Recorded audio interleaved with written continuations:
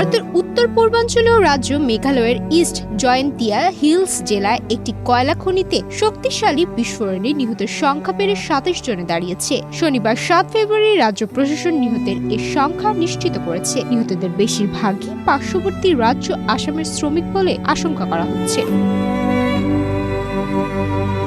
স্থানীয় প্রশাসন জানায়, বৃহস্পতিবার ৫ ফেব্রুয়ারি স্থানীয় সময় সকাল ১০টার দিকে ইস্ট জয়ন্তিয়া হিলস জেলার তাসখাই এলাকায় থাংকো অঞ্চলের মিনসিংঘাটে একটি অবৈধ কয়লা খনি ভেতরে এই বিস্ফোরণের ঘটনা ঘটে। এ সময় খনির ভেতরে একাধিক শ্রমিক কাজ করছিলেন।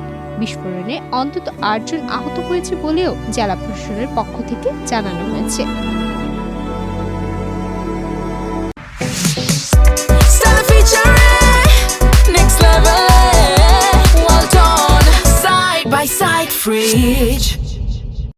জেলার ডেপুটি কমিশনার জানান, দুর্ঘটনাস্থলটি অত্যন্ত দুর্গম এলাকায় হওয়ায় উদ্ধার কাজে বেগ পেতে হচ্ছে। ঘটনাস্থলে পৌঁছাতে রাজ্য ও ফেডারেল উদ্ধার কর্মীদের কয়েক ঘন্টা অফরোড পথ পাড়ি দিতে হচ্ছে। এর ফলে উদ্ধার কার্যক্রম ধীরগতি হয়ে পড়েছে। তবুও পুলিশ ও উদ্ধারকারী দল যৌথভাবে উদ্ধার অভিযান চালিয়ে যাচ্ছে।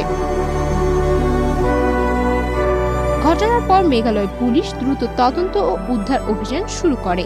বিস্ফোরণের প্রকৃত কারণ জানতে তদন্ত জোরদার করা হয়েছে। প্রাথমিকভাবে ধারণা করা হচ্ছে, অবৈধভাবে পরিচালিত খনিতে গ্যাস জমে এই বিস্ফোরণ ঘটতে পারে।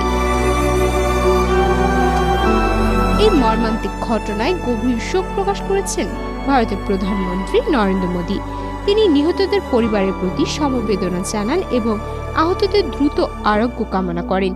একই সঙ্গে প্রধানমন্ত্রী জাতীয় ত্রাণ তহবিল থেকে নিহত ও আহতদের পরিবারদের জন্য আর্থিক সহায়তার ঘোষণা দিয়েছেন।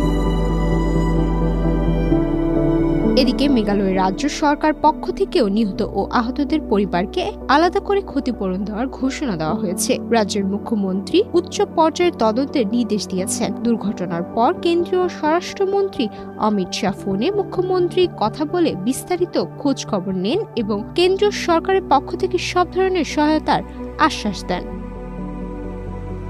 সুমাইয়া মিতু, বাংলাদেশ প্রতিদিন।